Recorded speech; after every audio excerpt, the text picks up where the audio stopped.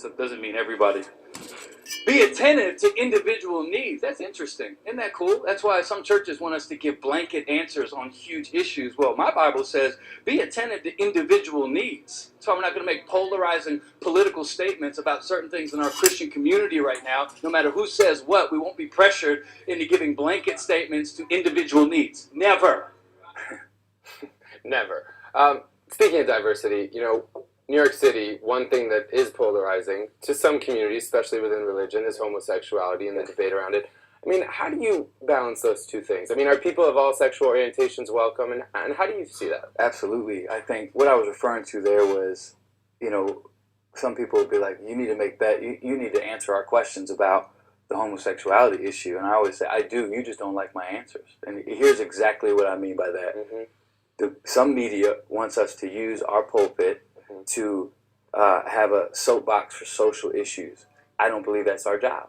I don't believe Jesus did that. You go look at what Jesus did. He was always talking about the heart of an individual and the soul of a person, not these symptomatic societal problems. And people hate that because a lot of churches are about what they're against. We're about what we're for.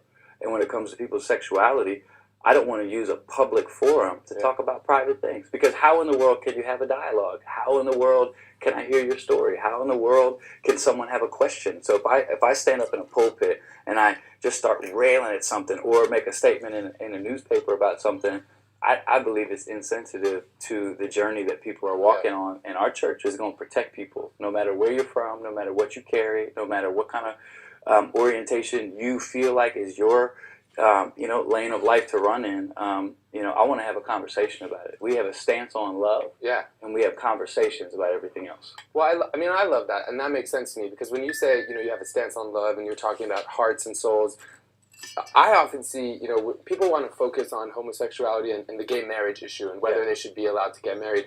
And a lot of homosexual couples are looking around saying, I just love this person with all my heart and soul, so I'm looking for some support. Do you feel like you're not in a position to give them support on that issue, or do you feel like it's just not your lane? It's not my job to be people's judge and jury. If I sat down with a homosexual couple and they asked me what I thought about their relationship, I would tell them, and it would be at their table, and it would be our business. But their situation is different than the next situation, and often people get these two words mixed up: acceptance and approval.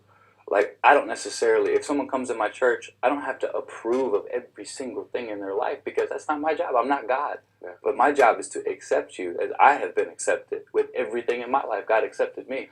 So acceptance and approval, we draw a really cool line in there, because it's like, look, I'm not going to tell you. There's a lot of people who will come into our church, leave and go, no thanks. I don't want to change I don't want to live. I don't want to believe that. And I say, good for you. That's your job. You have to answer to God for your life, not me. So why is this on me? So people are always like, what do you think about homosexuality? I'm like, I love my wife. I'm married. You asked the wrong guy. But that's just to be funny. But I do believe it's such a sensitive issue. I have gay friends. I have people that I love that are right in the thick of that kind of debate. And I just refuse to ostracize people any longer. I hate it. I think that there's been so much hate and so much bigotry and so much insensitivity that I'm done with that. And so the people who criticize us for it, I like making those people mad, because they are who they are. And I think if we focus on love, it'll all fix itself out. If all people just focus on love, I at least that's my personal belief. I do want to, before you go, Jesus said to do two things. He said, love the Lord your God with all your heart, all your soul, all your mind. And then he said, number two, love your neighbor.